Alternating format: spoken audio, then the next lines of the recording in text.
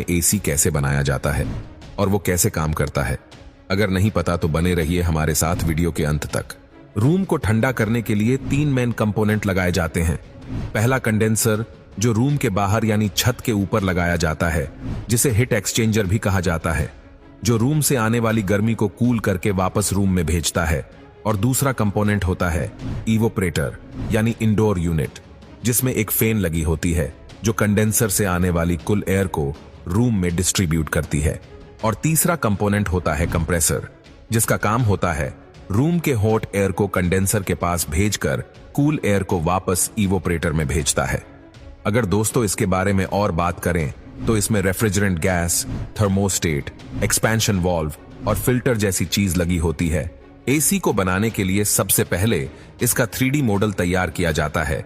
इसके बाद steel sheet पर एसी की बॉडी के अकॉर्डिंग कटिंग करते हैं। फिर इन्हें छोटे छोटे पीस में काटकर बेंडिंग मशीन में डालकर बेंड करके एसी का साइड पैनल बनाते हैं, जिससे एसी का कैबिनेट बनकर तैयार हो जाता है। अब सभी पार्ट को पेंटिंग रूम में भेजकर व्हाइट कलर स्प्रे कर दिया जाता है। अब बॉडी के सभी छोटे बड़े पार्ट बनकर तैयार हो जाते हैं। फिर फैन को बनाने के लिए मोल्डिंग मशीन में प्लास्टिक के लिक्विड को डाल दिया जाता है। अब फैन बनकर तैयार हो चुका है। अब नेक्स्ट है हॉट कोयल यानी कंडेंसर में लगाने वाली कोयल रोड को बनाने की बारी।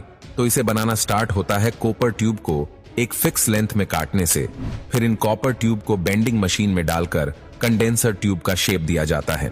अब एल्यूमिनियम कोयल का एक मोटर लेयर बनाकर उसमें कॉपर ट्यूब को डाल दिया जाता है और कोयल ड्राइव को ओवन में डालकर इस पर एक खास तरह के ऑयल को लगाया जाता है।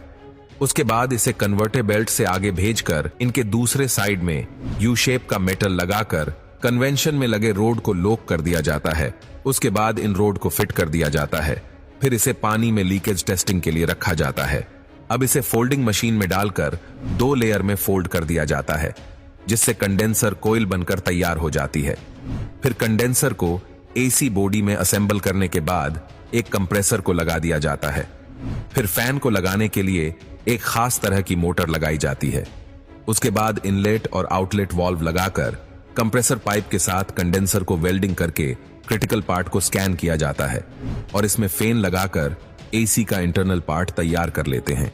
अब सर्किट बोर्ड में कैपेसिटर, टेम्परेचर सेंसर और पावर सप्लाई यूनिट लगा दिया जाता है। अब इसी के फ्रंट पैनल पर कंपनी का स्टिकर लगाकर एसी के साथ अटैच कर दिया जाता है। फाइनली कंप्रेसर तैयार हो चुका है। अब इसे टेस्टिंग के लिए आगे भेज दिया जाता है।